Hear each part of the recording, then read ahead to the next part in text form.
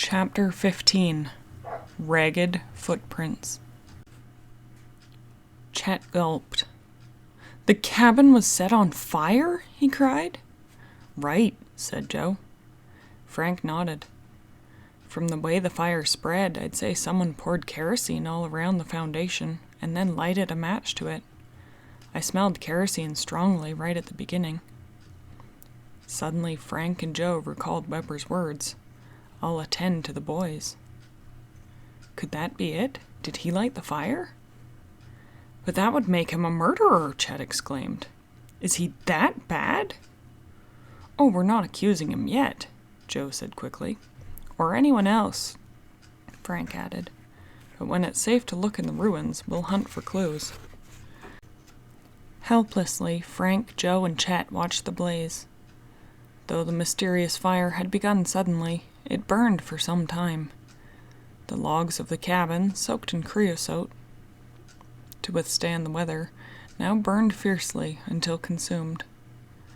When morning came, the once trim cabin was a mass of rubble, glowing here and there with orange sparks.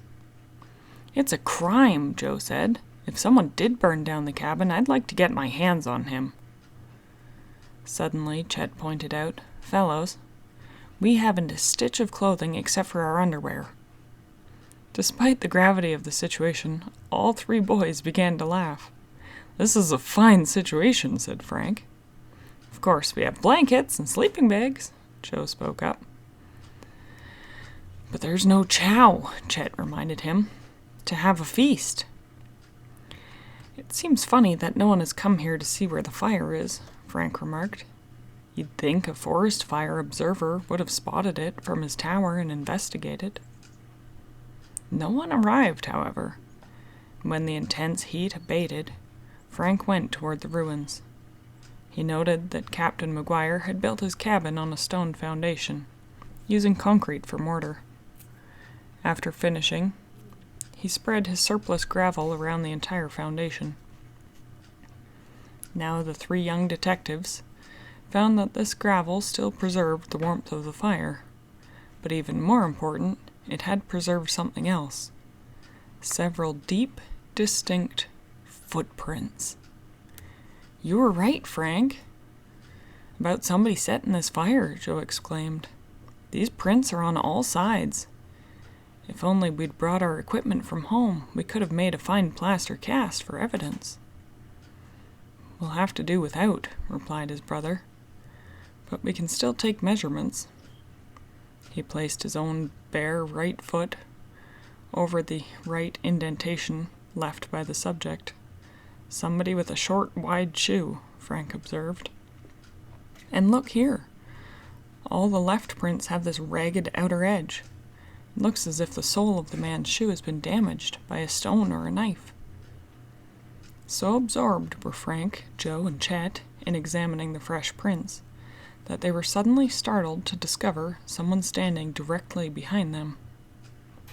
Simon, the mute boy, had just appeared from encircling the woods. He gaped in astonishment at the blackened ruins. "Hello, Simon," Joe called. Instantly he dropped his eyes from the boy's face to his feet. Frank and Chet, having the same idea, also looked down. In spite of his long legs, Simon had average-sized feet, and his battered tennis shoes could not have made the footprints in the gravel.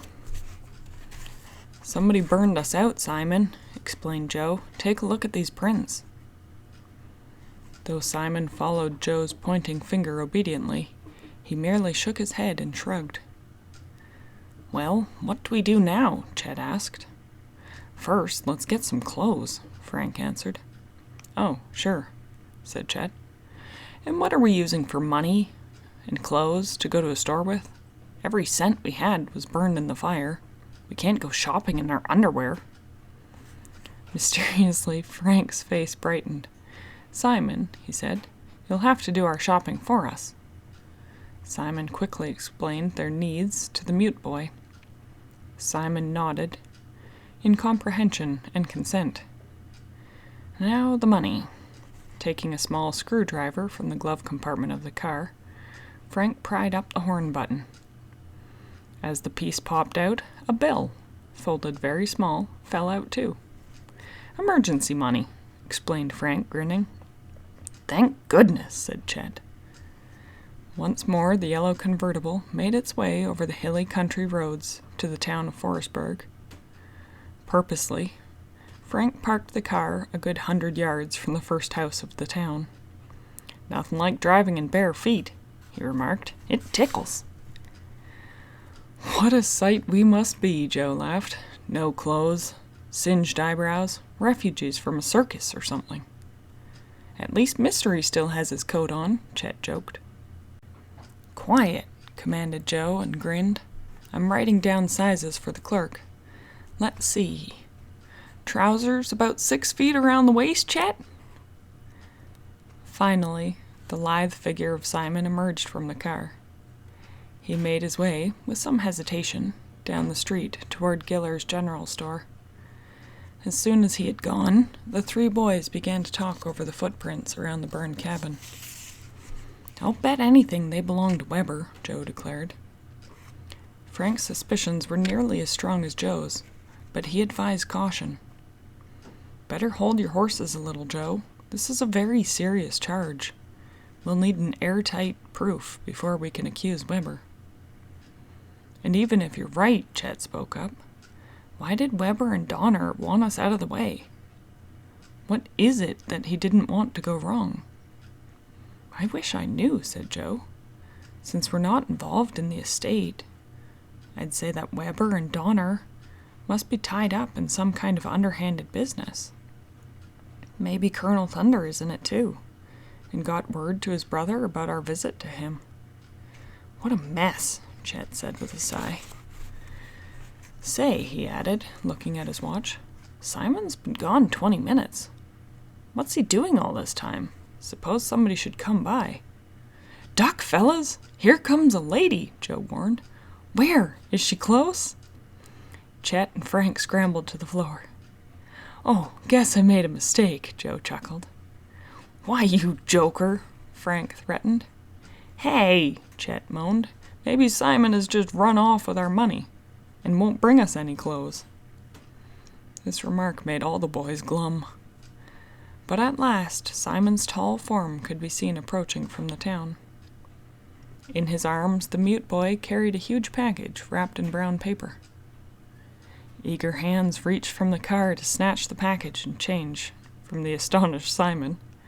Flying fingers ripped open the paper and tugged at the clothing inside. "Keep watch, Simon, and warn us if anybody comes," ordered Joe. In a few minutes, 3 fully clothed boys joined Simon on the sidewalk.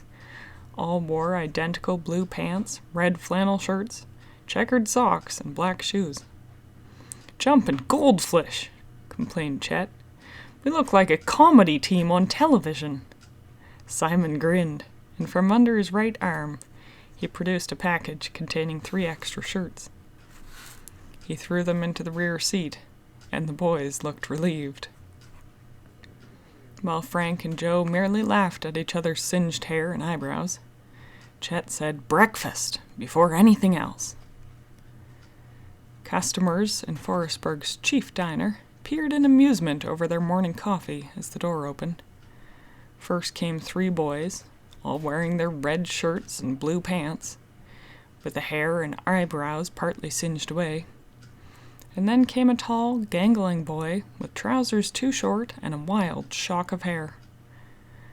Disregarding the curious stares, the 4 were soon putting away vast quantities of griddle cakes. "Must be some of them carnival fellas," muttered one man to his neighbor. "Looks like somebody ran a blowtorch over those 3. "Who's the other one? The wild man of Borneo?" returned his companion. But Frank, Joe, Chet, and Simon ate heartily, still ignoring the customers' stares. While Simon and Chet worked on a 3rd helping of griddle cakes and cocoa, the Hardys consulted briefly in whispers. "Think we ought to try and reach Dad?" Joe asked his brother. "Tell him our suspicions about the fire?" Frank, after a moment's reflection, decided against this. Dad has enough on his hands, and he'd probably drop everything and come rushing over. Let's wait until we have proof to give him." Joe then proposed, "How about seeing Weber before we try Elizabeth Donner?" "Right," Frank approved. "But we better report to Sheriff Ecker first." The face of the lawman became grave as he heard the boys' narrow escape. He agreed to keep the matter quiet until the culprit's identity could be established beyond a doubt. "Something funny's going on out at Black Hollow, all right," he admitted at last. "I'll send some men out there right away. We'll look over the wreckage, and we'll take casts of the footprints. I've sort of neglected you fellas, but this is serious business. I'll drop everything and get onto it. Where are you headed now?" Frank shot his brother a quick warning look. "We have to pick up a few things. That fire cleaned us out." Sheriff Ecker and 2 members of his force started off to Black Hollow to investigate the fire. They took Simon and Mystery with them. "I've arranged for Simon to take care of Mystery until we get back," Chet announced, when the 3 were back in the car again. "Especially since we don't even know where we'll be sleeping tonight." The boys then made straight for the building in which they'd seen Wyckoff Weber's office. Frank parked and the 3 companions climbed out of the office building stairs. A small gray-haired woman with a sharp nose answered their knock. "Are you Mr. Weber's secretary?" Joe asked her.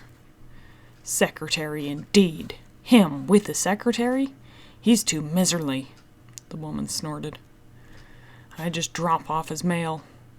I can tell you he's out of town for a few days, if that's what you want to know." "Thank you," said Frank, and the boys trudged down the steps to the street. "Now let's try to find Elizabeth Donner," declared Frank, leading the way back to the courthouse. As he had hoped, the courthouse had a stack of telephone books for the town and some towns some distance around. "Everybody take a look," he directed. "Look up Miss Elizabeth Donner." Less than 10 minutes of silent work brought a sharp exclamation from Joe. "Here she is! Miss Elizabeth Donner, with an address in Brookwood." The boys made sure there were no other women with the same name, and then went to their car. After consulting a road map, the 3 chums set out for Brookwood, where they hoped to find out more about the strange Donner brothers. End of chapter 15.